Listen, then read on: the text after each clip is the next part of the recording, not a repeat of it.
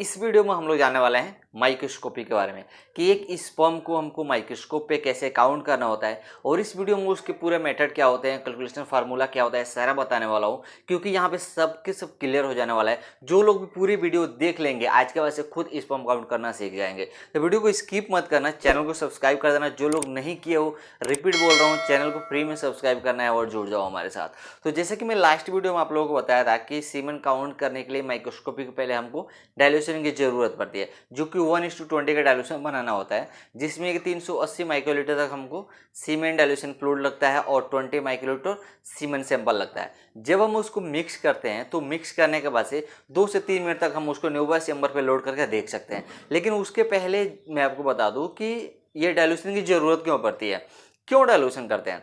तो दोस्तों, जब हम सीमेन सैंपल करते हैं और जब माइक्रोस्कोपी के लिए हम जाते हैं तो सबसे पहले हमको जरूरत होती है टोटल स्पर्म काउंट की, यानी कि उस पेशेंट का टोटल स्पर्म काउंट कितना है, सबसे पहले ये काउंट किया जाता है। तो उसमें हमको ये पहले काउंट करना पड़ेगा, इसलिए हमको डाइल्यूशन बनाना पड़ता है। और डाइल्यूशन बनाते हैं तो जो स्पर्म होता है वो डेड हो जाता है। जब उसको सीमेन डाइल्यूशन फ्लूइड के साथ सीमेन को जब हम डाइल्यूट करेंगे तो वो डेड हो जाएगा। जब हम उसको न्यूबस चैम्बर पे लोड करेंगे तो आसानी हो जाएगी हमको काउंट करने के लिए, यानी कि जब स्पर्म डेड हो जाता है तो इजी तरीके से आप काउंट कर सकते हो कि टोटल स्पर्म काउंट कितना है। तो चलिए आपको मैं एक इमेजेस के द्वारा बताता हूँ कि कौन कौन से स्क्वायर हमको काउंट करना होता है। अभी हमारे पास जो ये सामने देख रहे हो ये है न्यूबस चैम्बर। अब न्यूबस चैम्बर पे हमको स्पर्म काउंट करना है तो इसके लिए मैं आपको बता दूं दोस्तों, इसमें दो होता है स्क्वायर। एक होता है WBC स्क्वायर, दूसरा होता है RBC स्क्वायर। ठीक, तो मैं दोनों पे बताने वाला हूँ, दोनों पे कैसे काउंट करते हैं। तो सबसे पहले हम जान लेते हैं WBC स्क्वायर पे कैसे काउंट करना होता है। तो दोस्तों, जब हम सीमेन को जब डाइल्यूट किया हुआ सीमेन जब हम न्यूबस चैम्बर पे लोड करते हैं तो लोड करने के बाद हमको काउंट करने के लिए WBC चैम्बर पे किसी भी दो स्क्वायर को काउंट करना होता है। जैसे कि जहाँ पे WBC लिखा है, WBC स्क्वायर है, इनमें से कोई भी आप दो स्क्वायर ले लो और उसमें हमको स्पर्म काउंट करना होता है कि कितना स्पर्म हमको दिख रहा है। ठीक, दिखने के बाद से जो भी जितना भी स्क्वायर WBC स्पर्म होगा हमको उस स्पर्म को मल्टीप्लाई 1 लाख से करेंगे तो हमको टोटल स्पर्म काउंट मिल जाएगा। अगर हम यहाँ पे WBC स्क्वायर में काउंट कर रहे हैं तो, क्योंकि ये स्क्वायर बड़ा होता है इसलिए यहाँ पे हमको 1 लाख से मल्टीप्लाई करना होता है।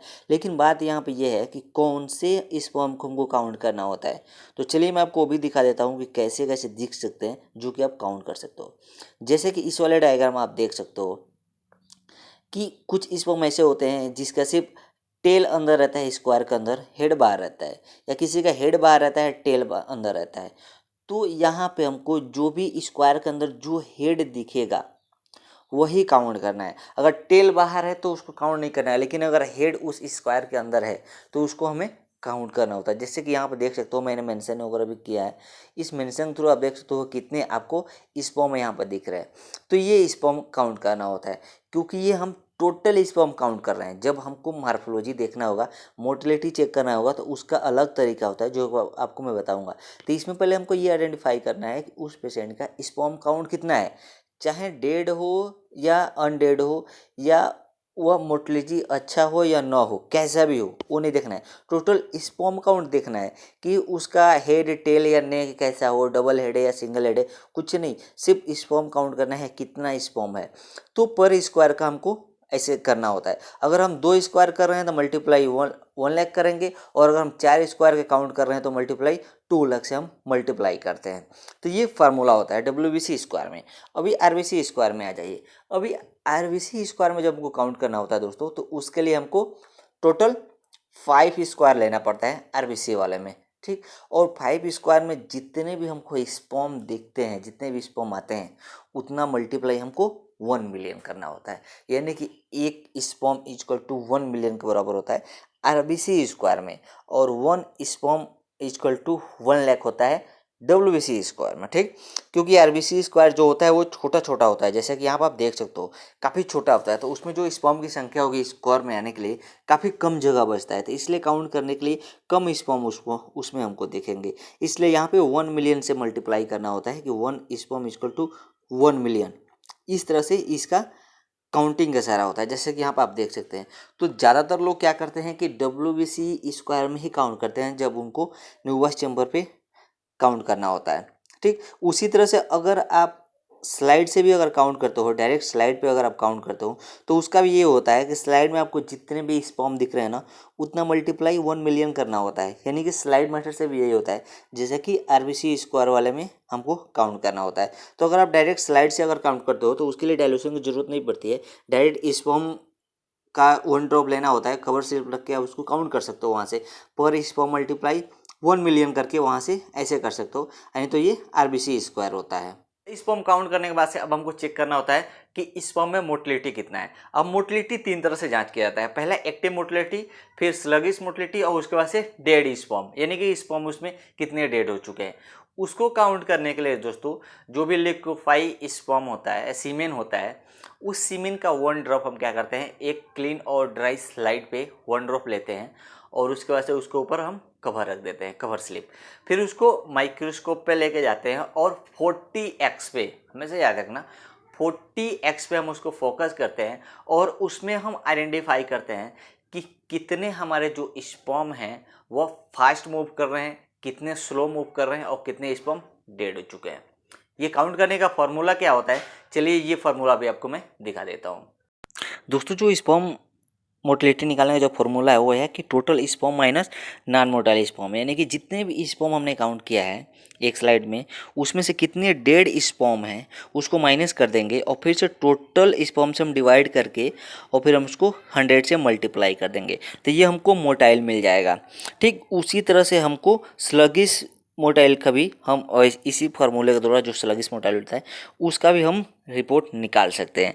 ठीक, तो ये फार्मूला होता है स्पर्म मोटिलिटी निकालने का, जिसमें स्लगिश, एक्टिव और डेड का। ठीक, तो इस फार्मूले के द्वारा आप मतलब जो भी मोटिलिटी होता है उस सबको काउंट कर सकते हो और काउंट करके इजी तरीके से रिपोर्टिंग आप कर सकते हो। जो मोटिलिटी होता है दोस्तों वो 50% से ऊपर तक नॉर्मल माना जाता है मोटिलिटी के लिए। तो बहुत कम ऐसे कंडीशन होता है जहाँ पे जो मोटिलिटी होता है वो 50% से नीचे आता है। मैं आपको एक और बात बता दूं कि जब हम माइक्रोस्कोप पे जब स्लाइड को हम देखते हैं तो कैसे पहचानेंगे एक्टिव, स्लगिश या डेड मोटिलिटी क्या है। तो जब कभी भी आप माइक्रोस्कोप पे 40x पे जब आप फोकस करोगे तो वहाँ पर देखोगे जो एक्टिव स्पर्म होते हैं ना वो काफ़ी तेज़ी से मूव करते हैं, बहुत तेज़ी से मूव करके फील्ड से बाहर निकल जाएंगे, काफ़ी फास्ट वो चलते हैं, तो वो होते हैं एक्टिव मोटिलिटी, यानी कितने एक्टिव हैं उसमें, कितने स्पर्म ऐसे हैं जो काफ़ी फास्ट मूविंग कर रहे हैं। फिर आता है स्लगिश मोटिलिटी, मतलब उसमें ये होता है कुछ स्पर्म ऐसे होते हैं जो मूव तो करते हैं, चलते तो हैं, लेकिन काफ़ी स्लो चलते हैं, उतने फास्ट एक्टिव नहीं भाग पाते हैं, उसको बोलते हैं स्लगिश।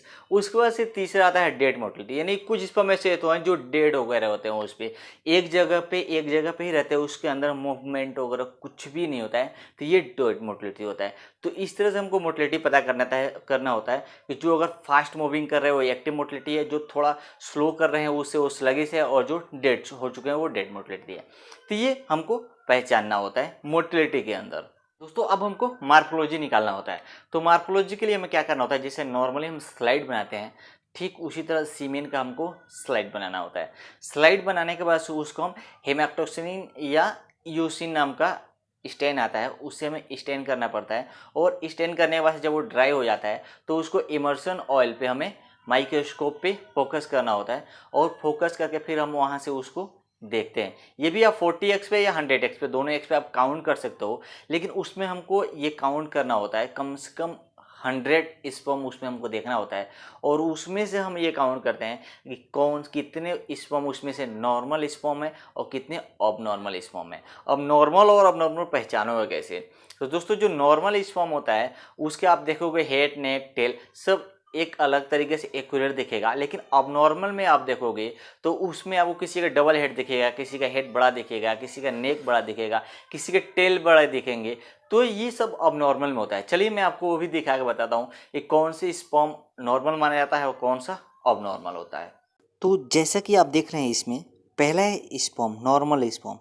नॉर्मल स्पर्म का आप देख सकते हैं जो हेड, टेल, नेक इसका देखिए सारा एक्यूरेट है, एक साइज का है, लेकिन वहीं पे अब नॉर्मल स्पर्म आप देखेंगे किसी का हेड बड़ा है, किसी का हेड छोटा है, कोई डबल हेड है, किसी का डबल टेल है, किसी का हेड और टेल तो नेक तो बराबर है लेकिन हेड बड़ा है। तो ये जितने देख सकते हैं अब नॉर्मल स्पर्म है, ये सारे अब नॉर्मल होते हैं। तो ये जो भी अब नॉर्मल स्पर्म होते हैं ना, ये फर्टिलिटी के लिए बराबर नहीं होते, इससे फर्टिलिटी नहीं हो पाता है।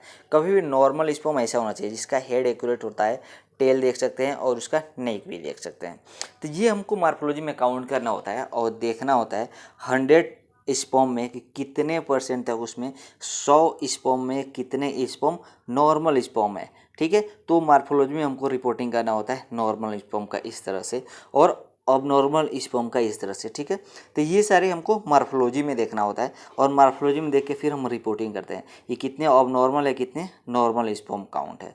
दोस्तों हमको सीमेन में देखना होता है कि पर्सेल्स कितने हैं। कभी कभी क्या होता है, पर्सेल्स अगर ज़्यादा होता है तो जो स्पर्म होते हैं वो मूव नहीं कर पाते और जिसकी वजह से उनको इनफर्टिलिटी में प्रॉब्लम होती है। अगर पर्सेल्स ज़्यादा होते हैं सीमेन के अंदर, स्पर्म के अंदर, तो उसको बोलते हैं पायोस्पर्मिया। ठीक, उसी तरह से हमको आरबीसी भी देखना होता है कि आरबीसी है कि नहीं है। अगर आरबीसी नहीं है तो फिर वो अच्छा माना जाता है। नहीं, कभी कभी आरबीसी भी आता है स्पर्म के अंदर, तो उसके अंदर ये पता चल रहा है कि पेशेंट को इन्फेक्शन हो चुका है। तो ये सारे चीज़ें देखते हैं, ये सारे फार्मूला होता है। तो उम्मीद करता हूँ ये सारे सीरीज की वीडियो देख के आपको बहुत कुछ सीखने को मिला हो, आप लोग स्पर्म करना, काउंट करना सीख गए हैं। अगर कुछ टॉपिक इसमें छूट गया है तो मुझे नीचे कमेंट करके बताएं या मुझे इंस्टाग्राम पे भी बताओ, मुझे मैं वहाँ पे आपको रिप्लाई करूँगा और कोशिश करूँगा और बेहतर तरीके से बता सकूँ आपको। तो वीडियो को लाइक कर देना, फिर मिलते हैं नए वीडियो में नए टॉपिक के साथ।